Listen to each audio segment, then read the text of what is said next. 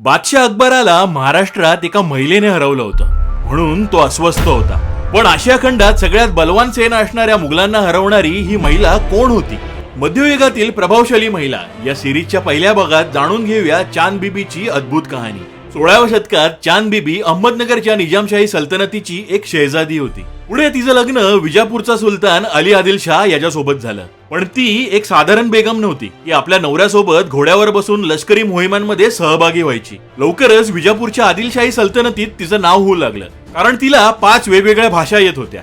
युद्ध कौशल्यासोबतच तिला चित्रकला आणि सितार वादनाचा छंद होता. त्या काळात स्त्रियांना पडद्याआड राहावं लागायचं, पण या प्रथेला तिने जुमानलं नाही. तिचा नवरा अली आदिलशाहच्या मृत्यूनंतर त्यानंतरचा सुलतान म्हणजे इब्राहिम आदिलशाह दुसरा हा खूप छोटा असल्यामुळे त्याच्या वतीने चांद बीबीने राज्यकारभार सांभाळला. पण तिच्या विरोधी गटातल्या काही सरदारांनी कट कारस्थान करून सुलतानचे कान भरले आणि चांद बीबीला कैद केलं. कैदेतून मुक्त झाल्यानंतर ती आपल्या माहेरी अहमदनगरला आली. पण तिथेही परिस्थिती खूप गंभीर होती. सतत चाललेले कट कारस्थान, बदलते सुलतान यामुळे अहमदनगर सल्तनत खूप कमकुवत झाली होती. या संधीचा फायदा घेत बादशाह अकबरने 1595 ला मुघलांची खूप मोठी सेना अहमदनगरवर पाठवली.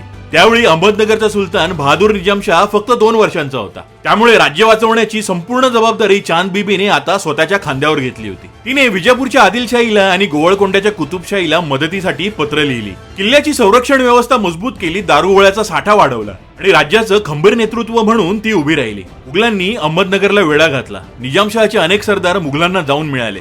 इतकंच नाही तर त्यांनी सुरुंग लावून किल्ल्याची एका बाजूची भिंत सुद्धा उडवली.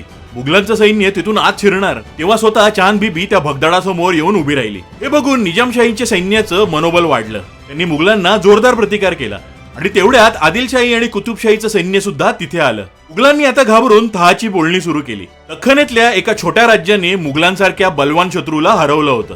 पण बादशाह अकबर तिथेच थांबणारा नव्हता. 1599 मध्ये आधीपेक्षाही खूप मोठं सैन्य घेऊन मुघलांनी अहमदनगरला पुन्हा वेढा घातला. आता मुघलांची ताकद बघून होणारा रक्तपात थांबवण्यासाठी चांद बीबीने तह करायचं ठरवलं. पण तिच्याच विरोधी गटात असलेला एक सरदार हमीद खान याने सगळीकडे अशी अफवा पसरवली, चांद बीबीने आपल्या पाठीत खंजीर खुपसलाय. मग काही संतप्त सैनिकांनी एका बेसावध क्षणी तिची हत्या केली. चांद बीबी फक्त एक शूर योद्धा नव्हती, तर एक कुशल प्रशासकही होती. पण मध्ययुगातल्या त्या कर्मठ सामाजिक वातावरणात या महिलेला टिकाव धरता आला नाही.